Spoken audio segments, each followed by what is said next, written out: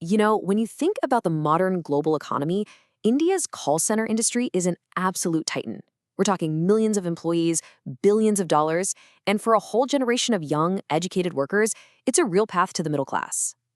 But behind this incredible success story, there's a paradox, a really strange one that kind of challenges everything we think we know about modern work. See, despite the modern offices and the good pay, these jobs often get slapped with a pretty provocative label: electronic sweatshops. Now, that's a heavy term, right? It immediately makes you wonder, how can a high-tech, white-collar job possibly be compared to some 19th century factory? And look, this isn't just some abstract idea. It shows up in one single, staggering number: 40%. That is the annual employee turnover rate in the Indian business process outsourcing industry. That means almost half the entire workforce quits every single year. It's a constant revolving door. And this is what makes the whole thing so confusing. These aren't supposed to be dead-end jobs. The industry goes out of its way to recruit college grads, engineers, even people with postgraduate degrees. And they often pay them way more than they could make somewhere else. So by all accounts, these are supposed to be good jobs. So it all boils down to this one huge question. Why? Why would so many people walk away from a good-paying job? What's with all the burnout? Why the insane turnover? What is really going on inside these engines of global business?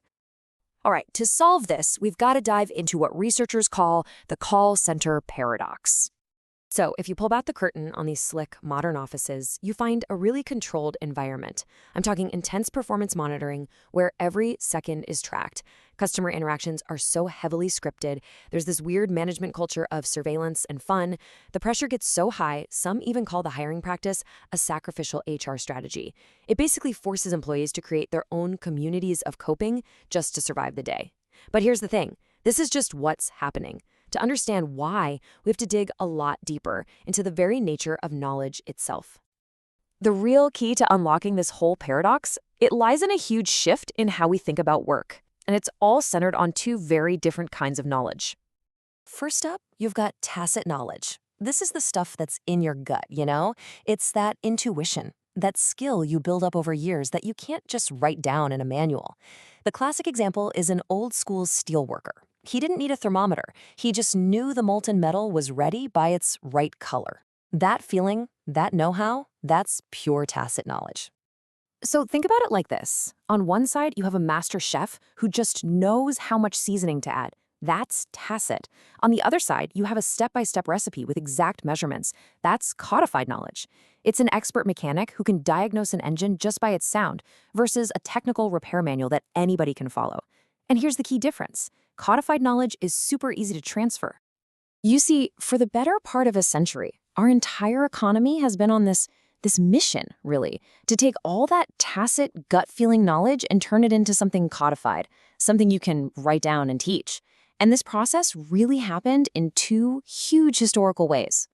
The first big wave crashed down in the early 1900s with the rise of what's called Taylorism, basically the thinking that gave us the factory assembly line.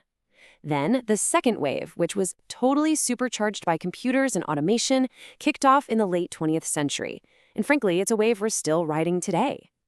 So back in that first wave, the whole idea was to take the complex, tacit skills of a master craftsman, everything he knew in his head, and just break it all down into tiny, simple, repeatable steps. That knowledge was literally transferred from the head of the worker to the company's planning department, where it just became a list of instructions. And here it is. This is the light bulb moment. The exact same logic that completely transformed the factory floor, well, it's now being used to transform the modern office. This is what experts call the Taylorization of white-collar work. It's a fancy term, but the idea is simple. The same principles used to standardize how you build a Model T car are now being used to standardize a customer service call. It's an assembly line, but for information. And the playbook for doing this? It's pretty much always the same. First, you deconstruct the work into the simplest, most basic tasks. Then, you create protocols and scripts to control every single interaction. Third, you automate the whole process with software. And the goal? A perfectly efficient, predictable, and standardized result every time. It's a system literally designed to strip all the human tacit skill out of the job, leaving behind nothing but a set of instructions. Now, this power to basically turn a service job into a set of instructions, well, it didn't just change the jobs themselves. It completely rewired the entire global economy. Because think about it, once a job is just a set of instructions in a computer, it doesn't matter where in the world that computer is. This process is what economists call vertical disintegration, but we all know it by a much simpler name: outsourcing. The work can be sent anywhere there's an internet connection. And this chart, wow, it shows you exactly why this happened so fast. Back in 2007, the average call center agent in Germany was making over $39,000. In the US, $29,000. And in India, just over $2,600. The cost savings were just too massive for global companies to even think about ignoring. So here it is, the final piece of the puzzle that solves our paradox. This relentless drive for codification and efficiency led to a pretty startling outcome. A whopping 82% of these jobs are intentionally designed to be low quality. They are built to be highly routine, intensely monitored, and completely stripped of any complexity.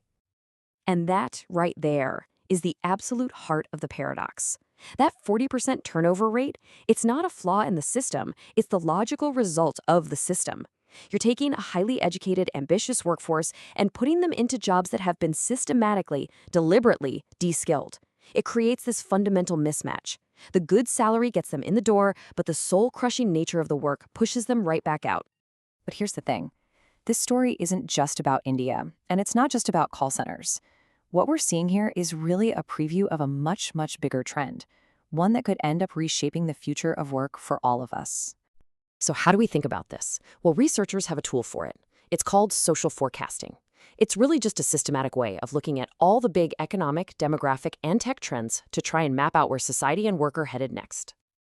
And that brings us to the big, final, and pretty critical question for all of us.